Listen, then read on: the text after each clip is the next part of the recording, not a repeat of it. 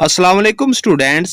आज हम class 6 math और इसकी एक्सरसाइज 9.3 को कंप्लीट सॉल्व करेंगे। तो एक्सरसाइज 9.3 को सॉल्व करने से पहले हम थोड़ा सा पढ़ लेते हैं ताकि एक्सरसाइज सॉल्व करने में आसानी रहे। तो सबसे पहले हम पढ़ेंगे सिमेट्री के बारे में। तो यहाँ से हम स्टार्ट करेंगे। One shape is identical to the other shape when it is moved, rotated or flipped, then we say this shape is in symmetrical shape. तो जब किसी शेप को हम मूव करें या रोटेट करें या उसको हम फ्लिप करें तो वो बिल्कुल अपनी पहली जैसी शेप की तरह ही हो, तो ऐसी शेप को हम क्या कहते हैं? Symmetrical shape. अब मजीद पढ़ लेते हैं। A line that divides an object into two identical pieces is called line of symmetry। तो ऐसी लाइन जो किसी ऑब्जेक्ट को दो एक जैसे पीसेस में डिवाइड करती हो, तो ऐसी लाइन को हम क्या कहते हैं? Line of symmetry. रिपीट कर दूं, ऐसी लाइन जो किसी ऑब्जेक्ट को दो एक जैसे पीसेस में डिवाइड करती हो, उस लाइन को क्या कहा जाता है? Line of symmetry. अब हम सिमेट्री की टू टाइप्स यहाँ पर रीड करेंगे, ठीक है? तो एक है रिफ्लेक्टिव सिमेट्री और दूसरी है रोटेशनल सिमेट्री। तो पहले हम पढ़ेंगे रिफ्लेक्टिव सिमेट्री के बारे में। तो चलिए रिफ्लेक्टिव सिमेट्री के बारे में हम जान लेते हैं। तो ये देखिए, if a shape or pattern is reflected in a mirror line or line of symmetry, then this type of symmetry is called reflective symmetry. तो ऐसी शेप जो मिरर लाइन में जाहिर हो, यानी उसका अक्स बन रहा हो, तो ऐसी सिमेट्री को क्या कहा जाता है? Reflective symmetry. जिस तरह फॉर एग्जाम्पल ये हमें एक एग्जाम्पल दी गई है, ये आप देखें ना, ये एक लाइन लगी हुई है, ठीक है? अब ऊपर आपको पहाड़ नजर आ रहा है, ठीक है? और उसी पहाड़ के नीचे यहाँ पर पानी है, लेक है, ठीक है? यानी तालाब बना हुआ है जिसमें पहाड़ का अक्स नजर आपको आ रहा है। अब इस लाइन के ऊपर ओरिजिनल पहाड़ है, जबकि इसी लाइन के नीचे उसी पहाड़ का अक्स नजर आ रहा है आपको, ठीक है? यानी ये जो लाइन है ना, ये लाइन ऑफ सिमेट्री है। अब यहाँ पर भी आप देख सकते हैं कि ये लाइन ऑफ सिमेट्री है। तो इस तरफ बटरफ्लाई का एक पर बना हुआ है, तो इस तरफ उसका अक्स है, यानी ये ओरिजिनल पर है और ये उसका अक्स है। तो ये लाइन ऑफ सिमेट्री है, ठीक है? तो इस तरह की जो सिमेट्री होती है उसको क्या कहा जाता है? रिफ्लेक्टिव सिमेट्री, यानी दो बिल्कुल एक जैसी शेप। अब हम पढ़ लेते हैं रोटेशनल सिमेट्री के बारे में। तो हम यहां से स्टार्ट करेंगे।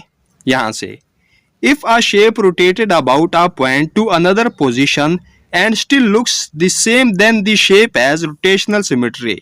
तो जब किसी शेप को हम मूव करते हैं, उसको रोटेट करते हैं, तो वो बिल्कुल अपनी पहली जैसी शेप की तरह ही हो, तो ऐसी सिमेट्री को क्या कहा जाता है? Rotational symmetry.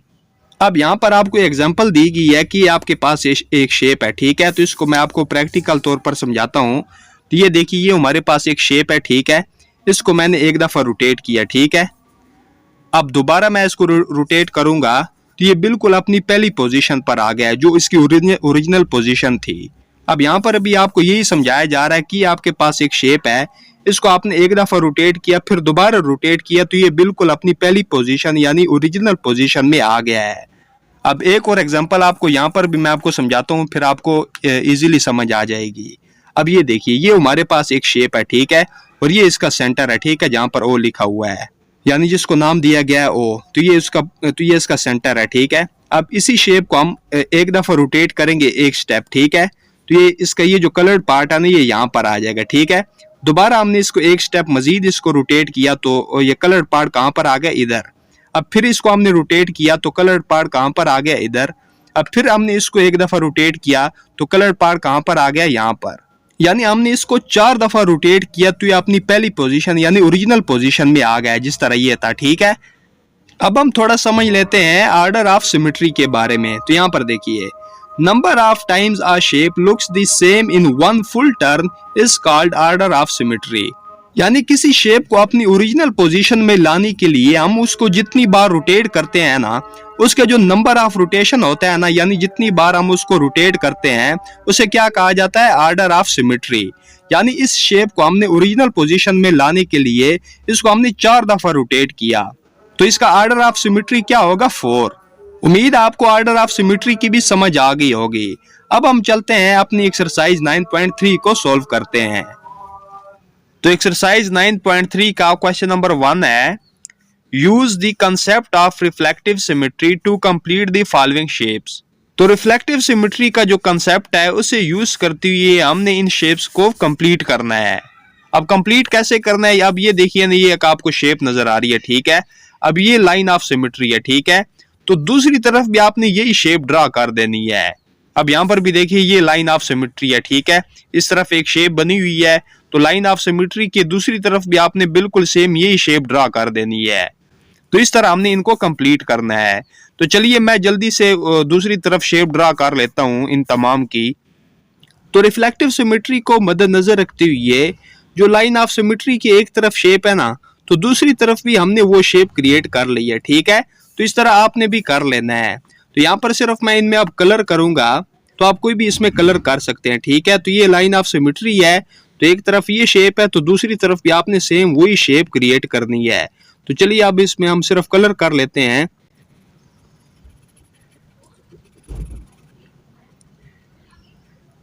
अब पार्ट 2 की तरफ आ जाएं, तो इसमें भी हम कलर कर लेते हैं। तो शेप तो मैं पहले ही बना चुका हूं, तो बिल्कुल आपने भी ऐसे ही करना है, ठीक है। अब पार्ट 3 की तरफ आ जाएं, तो इस तरफ ये वाली शेप है, तो इस तरफ भी आपने वही शेप ड्रा कर देनी है। अब सिर्फ इसमें कलर कर लेते हैं, तो शेप मैं ऑलरेडी ड्रा कर चुका हूं। अब मजीद पार्ट 4 की तरफ आ जाएं, तो ये सिमेट्री लाइन ऑफ सिमेट्री की तरफ ये वाली शेप है, तो इस तरफ भी आपने यही शेप ड्रा कर देनी है। अब पार्ट 5 की तरफ आ जाएं, तो इसमें भी आप सिर्फ कलर कर दें, तो शेप ऑलरेडी मैं यहाँ पर बना चुका हूँ। अब पार्ट 6 की तरफ आ जाएं, तो ये लाइन ऑफ सिमेट्री है, तो इस तरफ भी आपने यही शेप ड्रा कर देनी है। तो रिफ्लेक्टिव सिमेट्री के कंसेप्ट को यूज करते हुए हमने इन शेप्स को कंप्लीट कर लिया। अब हम आ जाते हैं क्वेश्चन नंबर 2 की तरफ। तो क्वेश्चन नंबर 2 को देखते हैं। Rotate the following shapes and right the order of symmetry. तो इन शेप्स को रोटेट करते हुए हमने इनका ऑर्डर ऑफ सिमेट्री लिखना है। तो पार्ट 1 को देखिए। तो पार्ट 1 में हमें कुछ इस तरह की शेप दी गई है, ठीक है। तो इसमें कितने स्टेप है, 1 2 3। तो पहले स्टेप में हम क्या करेंगे कि इसको हम थोड़ा मूव करेंगे, तो ये जो कलर्ड पार्ट है ना, ये यहाँ पर आ जाएगा। अब मजीद इसको हम मूव करेंगे, तो ये यहाँ पर जो कलर्ड पार्ट है ना, वो फिर इधर आ जाएगा, ठीक है। फिर हम तीसरी मर्तबा इसको रोटेट करेंगे, तो कलर्ड पार्ट अपनी जगह पर आ जाएगा, यानी ये अपनी ओरिजिनल पोजीशन में आ जाएगी ये शेप। तो इसका ऑर्डर ऑफ सिमेट्री क्या होगा, 3, यानी इसको हमने 3 टाइम मूव किया, तो ये अपनी ओरिजिनल शेप में आ गया। तो इसका जो ऑर्डर ऑफ सिमेट्री है वो फिर क्या होगा, 3। अब आगे पार्ट 2 की तरफ आ जाएं, तो पार्ट 2 में भी हमें एक शेप दी गई है जिसमें कितने स्टेप हैं, 1 2 3 4। तो इसका भी हमने ऑर्डर ऑफ सिमेट्री लिखना है, ठीक है। तो ये कलर्ड पार्ट इसका इधर है ना, तो इसको हम थोड़ा मूव करेंगे तो कलर्ड पार्ट इधर आ जाएगा। फिर हम इसको मूव करेंगे, तो ये जो कलर्ड पार्ट है ना, ये इधर आ जाएगा, ठीक है, यहाँ पर। फिर हम इसको मूव करेंगे, तो जो कलर्ड पार्ट है ना, वो कहाँ पर आ जाएगा, इधर। चौथी बार हम इसको मूव करेंगे, तो जो कलर्ड पार्ट है ये किधर आ जाएगा, इधर, अपनी ओरिजिनल पोजीशन पर, ठीक है। तो हमने इसको कितनी टाइम मूव किया, ये देखिए ना, इधर हमने मूव किया, तो ये कलर पार्ट इधर आ जाएगा, फिर इधर आ जाएगा, फिर इधर, फिर इधर, ठीक है। यानी 4 टाइम इसको मूव करने पर ये अपनी ओरिजिनल पोजीशन में आ रहा है। तो इसका जो ऑर्डर ऑफ सिमेट्री होगा वो फिर क्या होगा, 4। यानी इसको 4 टाइम मूव करने से ये अपनी ओरिजिनल पोजीशन पर आ जाएगा। अब पार्ट 3 को देख लेते हैं। तो पार्ट 3 में हमें कुछ इस तरह की शेप दी गई है। तो इसका ये जो पॉइंट है ना, इसको हमने अपनी ओरिजिनल पोजीशन में लेकर आना है, ठीक है, मूव करके। तो हम फर्स्ट टाइम इसको मूव करेंगे, तो ये जो आपको पॉइंट नजर आ रहा है ना, ये इधर आ जाएगा, ठीक है। फिर हम इसको मूव करेंगे, तो ये जो पॉइंट है ना, जो इधर था, ये फिर इधर आ जाएगा, ठीक है। फिर हम इसको मूव करेंगे, तो ये पॉइंट इधर से इधर आ जाएगा, ठीक है, यानी ये अपनी असली पोजीशन में आ जाएगा। अभी आपको मैं समझाता हूँ ना, ये देखिए, इसको हम फर्स्ट टाइम इसको हम मूव करेंगे, तो ये जो पॉइंट है ना, ये इधर आ जाएगा, ठीक है। फिर हम इसको मूव करेंगे, तो ये जो पॉइंट है ये किधर आ जाएगा, यहाँ पर। फिर हम इसको मूव करेंगे इसी शेप को, तो ये पॉइंट अपनी ओरिजिनल पोजीशन पर आ जाएगा। यानी हमने इसको 3 टाइम मूव किया, तो ये अपनी ओरिजिनल पोजीशन पर आ जाएगा पॉइंट। तो इसका फिर ऑर्डर ऑफ सिमेट्री क्या होगा, 3। तो इसी के साथ हमारा जो क्वेश्चन नंबर 2 है ये कंप्लीट हो चुका है। अब हम आ जाते हैं क्वेश्चन नंबर 3 की तरफ। तो क्वेश्चन नंबर 3 है, draw the possible lines of symmetry for the following shapes. तो ये हमें कुछ शेप्स दी गई हैं, तो हमने क्या करना है कि इनमें हमने possible lines of symmetry draw करनी है। यानी इन शेप में हमने एक ऐसी लाइन ड्रा करनी है कि जिससे वो शेप 2 एक जैसे पीसेस में डिवाइड हो जाए। तो चलिए पार्ट 1 की तरफ। तो पार्ट 1 में देखिए कि हमें एक पत्ता दिया गया है, तो चलिए इसमें हम लाइन ऑफ सिमेट्री ड्रा कर लेते हैं। तो आपने इसके बिल्कुल दरमियान में आपने क्या करना है कि एक लाइन ड्रा कर देनी है, ठीक है। तो चलिए यहाँ पर ड्रा कर लेते हैं।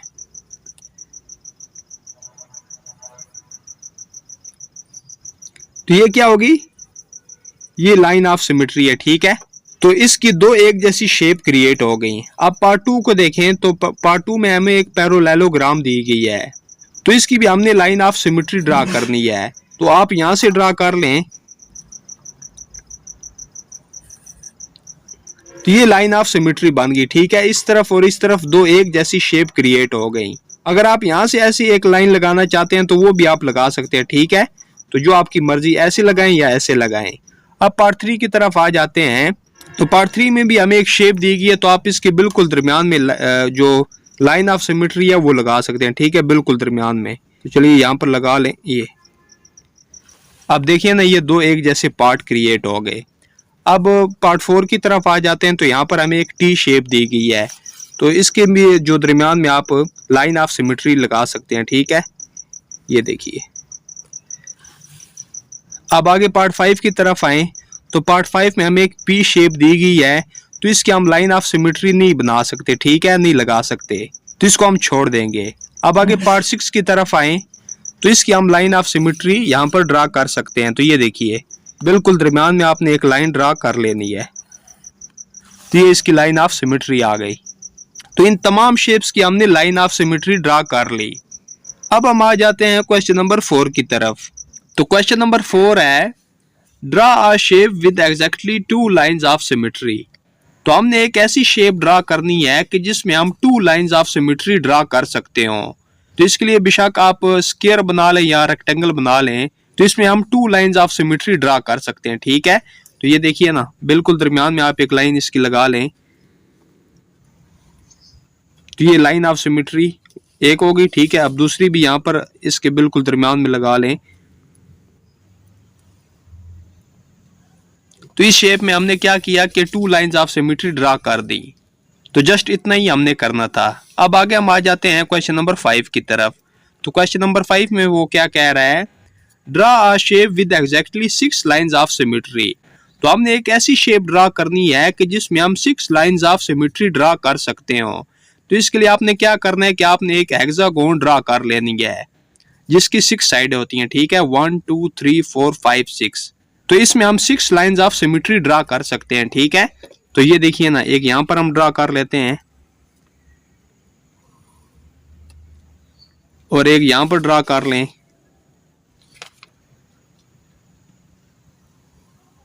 तो ये कितनी होगी, 2 लाइंस हो गई। तो एक यहां पर ड्रा कर लें। तो ये कितनी होगी, 3। और एक यहां पर ड्रा कर लें। ये कितनी होगी, 4। तो एक यहां पर ड्रा कर लें। ये कितनी होगी, 5। और एक यहां पर ड्रा कर लें। तो ये 6 लाइंस ऑफ सिमेट्री हमने इसमें ड्रा कर दी। तो इसी के साथ हमारा क्वेश्चन नंबर 5 भी कंप्लीट हो गया। नेक्स्ट हम आ जाते हैं क्वेश्चन नंबर 6 की तरफ। तो क्वेश्चन नंबर 6 है, draw a shape with exactly 3 order of rotation. तो हमने एक ऐसी शेप ड्रा करनी है कि जिसका ऑर्डर ऑफ रोटेशन कितना हो, 3। यानी हमने ऐसी शेप ड्रा करनी है कि जिसको हम 3 टाइम रोटेट करें तो अपनी ओरिजिनल पोजीशन में आ जाए। तो इसके लिए आपने क्या करना है कि आपने एक इस तरह की रेक्टेंगल ड्रा कर लेनी है कि जिसकी तीनों साइडें इक्वल हों। तो यही एक ऐसी शेप है जिसका ऑर्डर ऑफ रोटेशन क्या है, 3। अब वो कैसे, आप देखिए यहाँ पर हम फर्ज कर लेते हैं, यहाँ पर एक पॉइंट लगा ले, ठीक है। अब इस रेक्टेंगल को हम एक दफा मूव करेंगे तो ये जो पॉइंट है ना, ये यहाँ पर आ जाएगा। अब दूसरी मर्तबा इसको मूव करेंगे इस शेप को, तो जो पॉइंट है वो किधर आ जाएगा, इधर। अब तीसरी मर्तबा हम रोटेट करेंगे तो पॉइंट किधर आ जाएगा, यहाँ पर, जो अपनी ओरिजिनल पोजीशन पर। तो मैं आपको प्रैक्टिकली तौर पर भी समझाता हूँ। अब ये देखें ना, ये एक रेक्टेंगल है, ठीक है, यही। अब इसको मैं फर्स्ट टाइम मूव करूंगा तो वो जो पॉइंट है वो कहाँ पर आ जाएगा, यहाँ पर, ठीक है। फिर दूसरी मर्तबा इसको मैं मूव करूंगा तो पॉइंट किधर आ जाएगा, यहाँ पर। अब तीसरी मर्तबा मैं फिर इसको मूव करूंगा तो वो अपनी ओरिजिनल पोजीशन पर आ जाएगा। तो आपने भी यहाँ पर ये रेक्टेंगल ड्रा कर लेनी है। तो यही ऐसी शेप है जिसका ऑर्डर ऑफ रोटेशन क्या है, 3। अब हम पार्ट 7 की तरफ आ जाते हैं, सॉरी क्वेश्चन नंबर 7 की तरफ। तो क्वेश्चन नंबर 7 क्या है, draw a shape exactly 6 order of rotation. तो हमने एक ऐसी शेप ड्रा करनी है कि जिसका ऑर्डर ऑफ रोटेशन क्या होना चाहिए 6। तो इसके लिए आपने क्या करना है कि आपने एक हेक्सागोन ड्रा कर लेनी है। तो हेक्सागोन ही एक ऐसी शेप है कि जिसका ऑर्डर ऑफ रोटेशन क्या है 6। अब वो कैसे, आप देखिए ना, यानी हम इसको 6 टाइम रोटेट करेंगे तो ये अपनी ओरिजिनल पोजीशन पर आ जाएगी। अब देखिए ना, यहाँ पर हम एक लगा लेते हैं पॉइंट, ये देखिए इधर। अब फर्स्ट टाइम इसको मूव करेंगे, रोटेट करेंगे, तो इस शेप का ये जो पॉइंट है ये किधर आ जाएगा, यहाँ पर। अब फिर हम इस शेप को मूव करेंगे तो पॉइंट किधर आ जाएगा, यहाँ पर। फिर हम इसको मूव करेंगे तो पॉइंट किधर आ जाएगा, यहाँ पर। फिर इसी शेप को हम मूव करेंगे तो पॉइंट किधर आ जाएगा, यहाँ पर। फिर हम इसको मूव करेंगे तो पॉइंट किधर आ जाएगा, यहाँ पर। अब छठी मर्तबा हम इसको मूव करेंगे तो पॉइंट किधर आ जाएगा, यहाँ पर। ठीक है, यानी एक दफा यहाँ पर, दूसरी दफा यहाँ पर, तीसरी दफा, चौथी, पांचवी, छठी दफा। ठीक है, यानी 6 टाइम हमने इसको मूव करना है तो फिर ये अपनी ओरिजिनल पोजीशन पर आ जाएगा ये पॉइंट। तो यहाँ पर भी आपने क्या करना है कि एक हेक्सागोन ड्रा कर देनी है। तो ये फिर एक ऐसी शेप होगी कि जिसका ऑर्डर ऑफ रोटेशन क्या होगा 6, यानी हम इसको 6 टाइम रोटेट करेंगे तो ये अपनी ओरिजिनल पोजीशन में आ जाएगी ये शेप। नेक्स्ट क्वेश्चन नंबर 8 की तरफ आ जाते हैं, जो कि लास्ट क्वेश्चन है। Find the order of rotational symmetry for the following shapes. तो यहाँ पर हमें कुछ शेप्स दी गई हैं, तो इसका हमने क्या फाइंड करना है, ऑर्डर ऑफ रोटेशनल सिमेट्री। यानी हमने ये बताना है कि इन शेप्स को हम कितने टाइम रोटेट करेंगे तो ये अपनी ओरिजिनल पोजीशन में आएंगी। तो पार्ट 1 को देख लेते हैं। तो पार्ट 1 में हमें एक रेक्टेंगल शेप दी गई है, तो इसका ऑर्डर ऑफ रोटेशनल क्या होगा। तो आपके ज़हन में तो ये चल रहा होगा कि इसका जो ऑर्डर ऑफ रोटेशनल है वो 4 होगा। तो इसका ऑर्डर ऑफ रोटेशनल 4 नहीं है, बल्कि इसका ऑर्डर ऑफ रोटेशनल 2 है। अब वो कैसे, वो अभी मैं आपको समझाता हूँ। देखिए, जब भी आपने किसी शेप को रोटेट करना है ना, तो आपने ऐसे रोटेट करना है कि उस शेप की जो शेप है ना उसमें कोई चेंजिंग ना आए। ठीक है, अब मैं प्रैक्टिकली आपको समझाता हूँ। ये देखिए, आपने इस शेप को ऐसे नहीं मूव करना है ऐसे, ठीक है, बल्कि आपने इसको पूरा मूव कर देना है इस तरह, ताकि इसकी शेप चेंज ना होने पाए। ठीक है, अब दोबारा आपने इसको रोटेट करना है, ये देखिए इस तरह, तो ये अपनी ओरिजिनल पोजीशन पर आ गया। यानी हमने इसको 2 टाइम मूव किया तो ये अपनी ओरिजिनल पोजीशन में आ गया। तो लिहाजा इसका जो ऑर्डर ऑफ रोटेशनल है वो क्या है, 2। अब पार्ट 2 को देख लेते हैं। तो पार्ट 2 में हमें एक स्टार दिया गया है। ठीक है, तो इसका भी हमने order of rotational symmetry find करना है। तो देखिए, अगर हम यहाँ पर पॉइंट लगाते हैं ना, तो अगर हम इस स्टार को थोड़ा मूव करते हैं फर्स्ट टाइम तो वो पॉइंट किधर आ जाएगा, यहाँ पर। अब फिर दूसरी मरतबा मूव करेंगे तो वो पॉइंट किधर आ जाएगा, यहाँ पर। ठीक है, 2 मरतबा हो गया। फिर तीसरी मरतबा यहाँ पर आ जाएगा, चौथी मरतबा यहाँ पर, और 5वीं मरतबा यहाँ पर। तो इसका ऑर्डर ऑफ रोटेशनल क्या होगा, 5। तो यहाँ पर साथ में लिख लें 5। अब आगे पार्ट 3 को देखें। तो पार्ट 3 में हमें एल शेप दी गई है। अब ये जो शेप है इसको हम फुल मूव करेंगे ना तो ये अपनी ओरिजिनल पोजीशन में आएगा। ठीक है, तो इसका ऑर्डर ऑफ रोटेशनल जो है वो क्या है, 1, क्योंकि ये शेप ही ऐसी है कि इसको हमने एक दफा ही मूव करना है, वो भी फुल। तो इसलिए इसका जो ऑर्डर ऑफ रोटेशन है वो क्या होगा, 1। तो इसी के साथ हमारा जो क्वेश्चन नंबर 8 है ये कंप्लीट हो चुका है, और इसी के साथ हमारी एक्सरसाइज 9.3 जो है ये भी कंप्लीट हो चुकी है। तो अपना बहुत सारा ख्याल रखिएगा। अल्लाह हाफिज।